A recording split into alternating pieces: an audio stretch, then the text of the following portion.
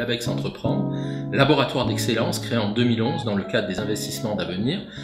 Il regroupe 200 chercheurs et mobilise un budget de 7,5 millions d'euros jusqu'en 2019. Dans le cadre du LABEX, différentes études sont menées sur l'entrepreneuriat et l'innovation, dont ce livre blanc. Ce livre blanc est unique.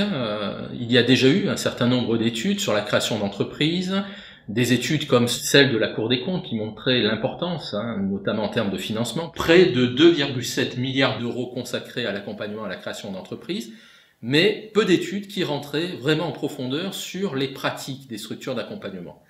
Donc nous avons construit un dispositif lourd qui nous a conduit à interroger 10% des structures, soit près de 150 structures d'accompagnement en France, sur leurs pratiques, leurs méthodes d'accompagnement et sur leurs performances. Ce qui nous a permis de mettre en relation le rôle que pouvaient avoir les structures d'accompagnement et la performance des entreprises accompagnées. Et on se rend compte que c'est un réel enjeu pour la France aujourd'hui que de s'interroger sur la performance des entreprises qui sont créées. La France est aujourd'hui recordman en termes de création d'entreprises au niveau européen, grâce notamment au statut de l'auto-entrepreneur, mais la contrepartie, ce sont des niveaux de défaillance qui restent encore élevés. Donc nous avons un vrai défi à relever, que ce soit en termes de politique publique, mais aussi en termes de recherche, pour mieux accompagner ces entreprises.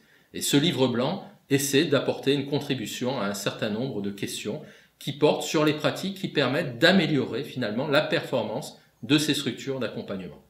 Dans ce livre blanc, nous revenons sur 30 ans d'histoire de l'accompagnement à la création d'entreprises, en démarrant aux années 80, avec un souci qui était de faire face à un défi encore actuel aujourd'hui, qui est celui du chômage, donc créer son entreprise pour créer son emploi, et progressivement on a vu émerger des dispositifs de plus en plus spécialisés pour accompagner l'innovation, pour favoriser le financement de ces entreprises.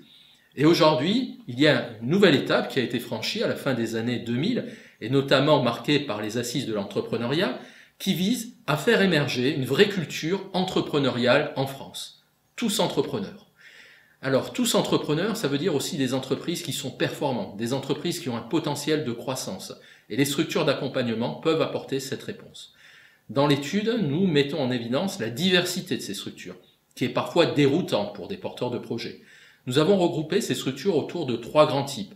Les structures plutôt dédiées au développement économique, et dans ces structures, on retrouve les chambres des métiers, les chambres des CCI, qui sont la porte d'entrée à la création d'entreprises, mais nous trouvons également d'autres structures, comme les structures orientées vers l'innovation, qui ont été mises en place, notamment dans les années 90, à la fin des années 90, notamment à travers les lois sur l'innovation, et des structures qui sont dédiées à une sphère importante de notre économie, qui devient majeure, qui est l'économie sociale et solidaire. Et donc nous avons essayé de voir s'il y avait des différences de performance entre ces structures. Et oui, l'étude montre des différences en termes de performance économique. L'étude montre également qu'il convient d'avoir une approche globale de la performance. Pour arriver à cette performance économique, c'est-à-dire créer plus d'emplois, créer plus d'entreprises, créer des entreprises pérennes, il faut avoir une approche globale, c'est-à-dire une approche qui tienne compte également des ressources qui sont mises en action dans ces structures d'accompagnement, notamment les chargés d'affaires chargés du suivi des porteurs de projets. Et nous montrons dans cette étude qu'il est important d'investir notamment en termes de GRH, de développer les compétences de ces porteurs de projets, d'avoir des approches en termes d'évaluation de leurs pratiques.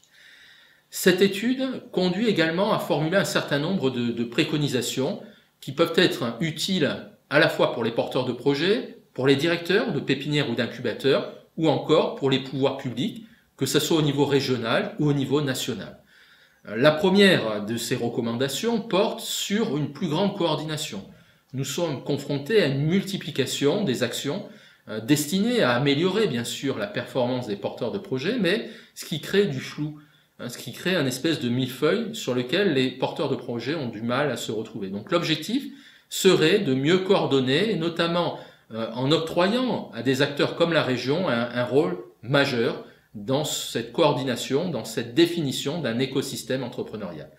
Les deuxièmes recommandations vont vers les directeurs de structures pour qu'ils aient une approche plus globale de la performance, en termes d'innovation, en termes d'apprentissage, en termes de gestion de leur processus, de satisfaction des porteurs de projets.